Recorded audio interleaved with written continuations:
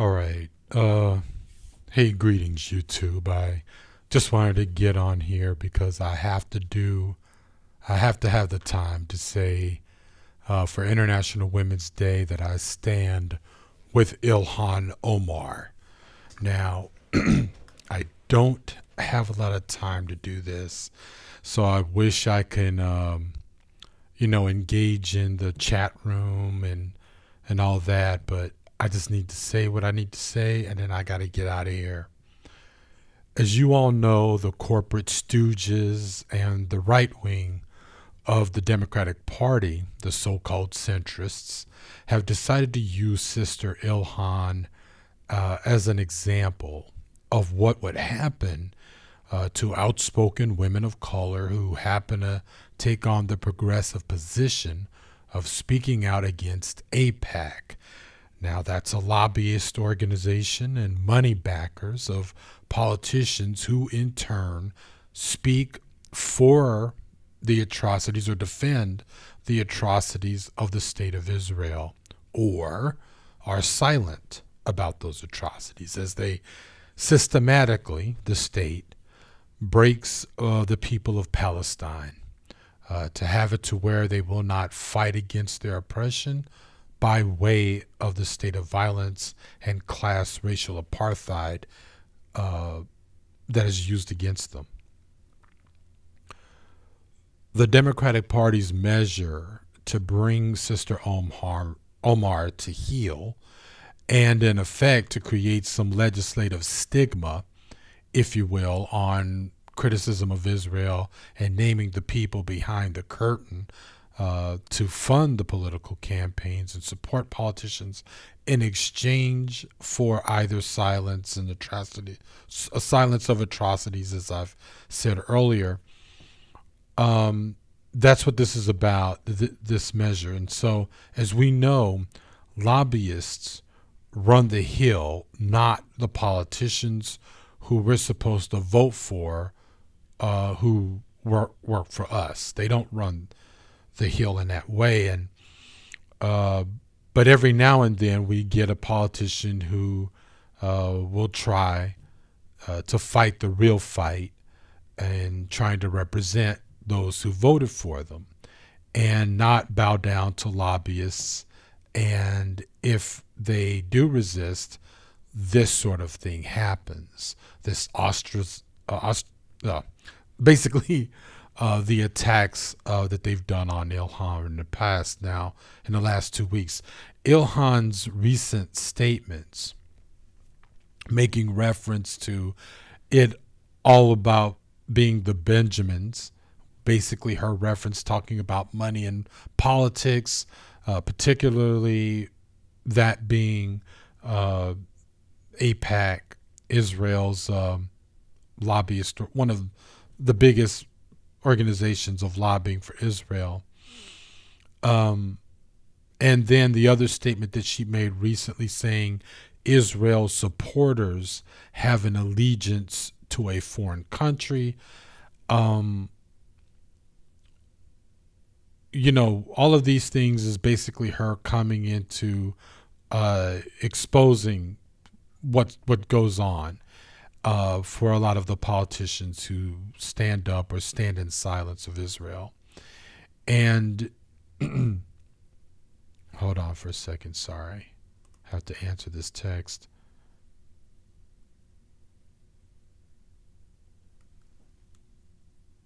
Deem Son 1220. Okay. Well, sorry. I broke out of character. That's a character.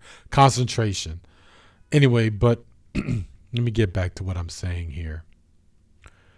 So anyway, like I was saying, they basically want to make an example of her. Now, Ilhan has already been subject to death threats, Islamophobic, sexist, and racist attacks since she has been voted into office. But there was no orchestrated move on behalf of the party and their cronies and leadership to stand with her in support.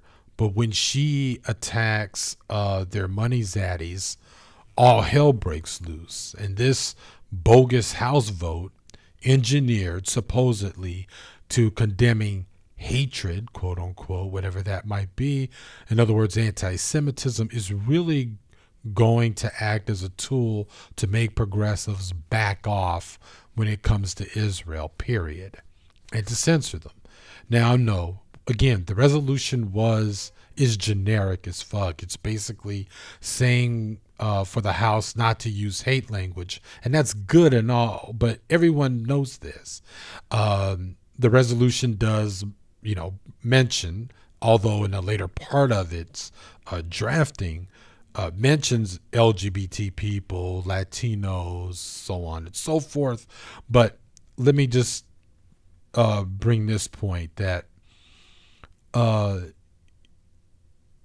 the resolution that was posted on Thursday indirectly, repudiates and targets Omar when it highlights that, quote, accusations of dual loyalty generally have an insidious and pernicious history, unquote, and also, quote, constitutes anti-Semitism because it suggests that Jewish citizens cannot be patriotic Americans and trusted neighbors, quote, unquote. Now, the thing about that is that, first of all, I don't believe in fucking borders, but I also believe in a form of, I'm okay with a progressive form of nationalism in terms of, if you identify based on your nationality or your ethnic group and you can support two different countries,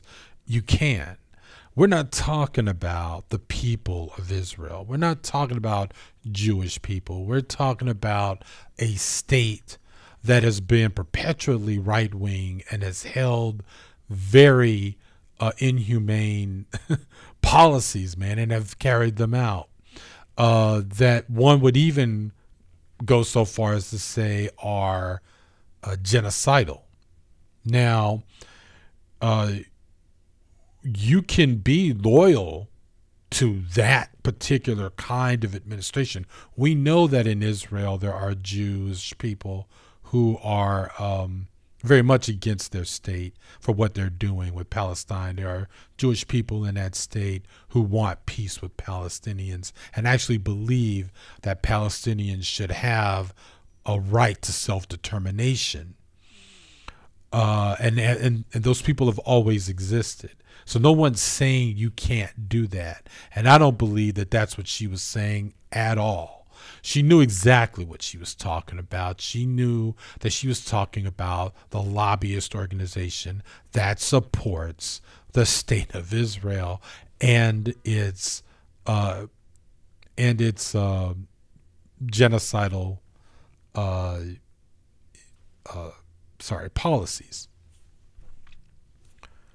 Anyway, the thing is that we know good and well Jewish citizens, are not the whole of AIPAC, and AIPAC is not the whole of Jewish people. And it is a lobbying group, that's all it is, and they will threaten any politician if they reject their money support. If you're trying to run for office, which means that they want quid pro quo. Yeah. I'm sorry, I'm rushing this and I'm trying to get out of here. Quid pro quo. And, or, the usual threat is that they will back up an opponent if you're running for office, or possibly orchestrate a smear campaign of peers, which, So anyway, Pelosi has recently said as of Thursday that she does not believe Ilhan is anti-Semitic and that she believes her words were not particularly anti-Semitic, which is strange when you consider that she said nothing like this a week ago amid the swirl of smears aimed at Ilhan. 2 weeks straight. Says nothing like that. But she says this now because the resolution has passed. So they got what they wanted, which is this sort of weapon to wield over any politician in the future to use to censor them, if, of course, what they have to say, if they have anything to say about the state of Israel, at least they have to be careful with what they say. Let's put it that way. Anyway, all I want to say is peace to Ilhan and peace to all the women out there on this International Women's Day. Now I got to run and pick up my youngest daughter from her basketball practice. I wish I could stay and talk, but I can't. Yeah, I hope this wasn't too disastrous. I normally don't do from the hip type of, videos and streams and shit. So I hope I didn't, disappoint you guys. But you know what? I will owe a reading of the chat room real quick before I log off. So Dim San 1220, I've never seen you before, but welcome. It looks like a he, is asking, have you seen the R. Kelly interview? No, I've only seen his performance. That is not the performance of an innocent man. That was the performance of a rapist who knows that there's a strong possibility he has no place to run anymore. So there you go. And Jenny is in the house. So Jenny says, happy Dia las Mamamitas. And Big J Triple X, what's up? That's my boy. He says, Bibi Netanyahu is a warmonger trying to bring a world war. He's a piece of shit. Yeah, definitely. I agree with you, Big J. Yeah. And Big J says he supports Ilhan's comments. Yes, I do as well. And Jenny says, I support Ilhan as well. Fuck Israel. Yeah. That's another thing is that, they want to try to define what anti-Semitism is. That's what's really the biggest danger right now. If I were to say, now my oldest daughter's been to Israel, man, I can't even begin to tell you, man, 5-6 times. And, with my, with her family members and stuff. And, no one's, the thing is that when you speak out against a state that was created mainly, if you think, basically to control the natural resources of that region, and the other thing is basically to oppress the X factor, i.e. Arabs of that area, but no one's really calling into the wiping out of Israeli people or Jewish people. It's not the same thing, but that's what they want to. Sorry, I hate you guys are hearing the Windows effects. That's my stupid OBS. I didn't click out the desktop stuff, but anyway. But that's the danger, really, is making anti-Semitism. We know what anti-Semitism looks like and what it sounds like. I just watched a documentary on Netflix when I was at work today. I play TV shows or movies in the background because it helps me concentrate better. And there's a documentary called The Alt-Right. I mean, come on. You hear these idiots talk, and I strongly suggest you all check out that documentary, by the way.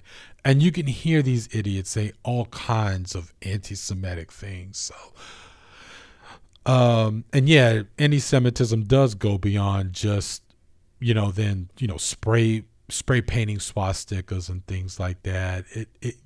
The words, there are plenty of words that you could say that are anti-Semitic. But calling in the dualship of citizenship of people, that's anti-Semitic, but that's not what Ilhan did or said.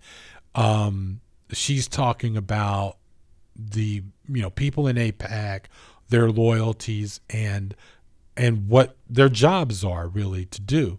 It's bad enough that you have people now in some parts of the United States who, if they want to sign a contract to be rehired, they now have to sign these. You know what? I'm going beyond BDS. Right. Here we go. The boycott divestment sanction statement. So for some people, like there's another woman, it just happens to be Muslim, but she just chose to resist this.